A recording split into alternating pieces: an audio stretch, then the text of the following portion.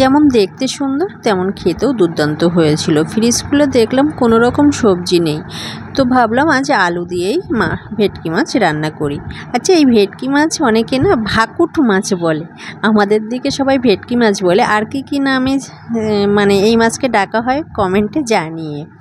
তো যাই হোক, মাছকে প্রথমে ধুয়ে কুটে নিলাম ছোট ছোট করে, তারপরে লবণ আর হলুদ দিয়ে বেশ 10 মিনিটের মতো রেখেছিলাম। কিছুটা সর্ষের তেল দিয়েছিলাম। তারপরে কড়াইতে তেল দিয়ে যখন মিডিয়াম হিট হয়ে এসছে তেল, তখন সব একে একে ছেড়ে একটু লালচে করে ভেজে নেব। আর এখানে তার মধ্যে একটা মশলা করে নিই, কিছুটা পেঁয়াজ দিচ্ছি আর কিছুটা টমেটো আর কিছুটা তিল আর পোস্ত আর 3-4টে মতো কাজু দিয়েছি, দিয়ে সেগুলো পেস্ট করে নিয়েছি। আর কড়াইয়ে তেল দিয়ে আগে থেকে পরিষ্কার করে রাখা আলুগুলো দিয়ে খোসা ছাড়িয়ে ভেজে তুলে নেব। এই যে ভেজে তুলে নিলাম। আর যে তেল ছিল সেই তেলে আরেকটু তেল দিয়েছি, তার মধ্যে জিরা আর শুকনো লঙ্কার ফোড়ন দিয়ে দিচ্ছি আর আদা আর রসুন দিয়ে দেব। যখন কালার চেঞ্জ হয়ে আসবে, একেবারে বাদামি বাদামি কালার হয়ে আসবে, তখন বুঝে নিতে হবে আদা রসুনের পেস্ট ভাজা হয়ে গেছে। আর ওই যে আগে থেকে যে মশলা করে রেখেছিলাম সেই মশলাগুলো এখানে দিয়ে নাড়তে থাকবো।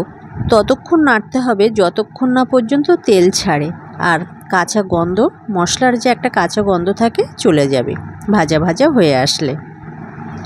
এবার এখানে আমি একে একে সব বেসিক মশলাগুলো দিয়ে নিচ্ছি। এই যেমন হলুদ, শুকনো লঙ্কার গুঁড়ো, জিরার গুঁড়ো, মরিচের গুঁড়ো, ধনের গুঁড়ো, আর সাথে দিয়ে দিচ্ছি কিছুটা গরম মশলা গুঁড়ো আর স্বাদের জন্য লবণ। মাছ ভাজার সময় লবণ দিয়েছিলাম, এখানে লবণ দিতে গেলে খেয়াল রাখতে হবে। আর কিছুটা ব্যালেন্স মানে টক মিষ্টি ঝালের ব্যালেন্স ঠিক রাখার জন্য অল্প একটু চিনি দিয়ে দিচ্ছি।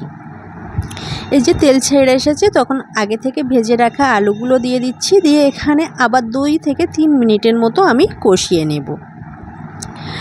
তারপরে গরম করে রাখা জল এখানে দিয়ে দেব। হাতা ধুয়ে দিয়ে দিলাম, আর একটু লাগবে। এবারে আমি একটা ঢাকা দিয়ে এখানে প্রায় 10 মিনিটের মতো সিদ্ধ হওয়ার জন্য আলু অপেক্ষা করব। 10 মিনিট পরে এই যে চলে এলাম, ওই যে আগে থেকে যে মাছ ভেজে রেখেছিলাম সেই মাছ দিয়ে দেব, দিয়ে আবার এখানে ঢাকা দিয়ে দেব 5-7 মিনিটের মতো। শুধু আলু তো একটু ঝোলে ঝালে রাখতে হবে। আর একটু কেশরি মেথি দিয়েছি, আর নামানোর আগে আমি এখানে কিছুটা কাঁচা লঙ্কা দিয়ে নামিয়ে নিয়েছিলাম। যদি রেসিপি ভালো লাগে কি করতে হবে? একটা ছোট্ট লাইক দিয়ে পাশে থাকতে হবে। আর কে কোথা থেকে দেখছো অবশ্যই কমেন্টে জানিও। এতক্ষণ আমার সাথে থাকার জন্য ধন্যবাদ।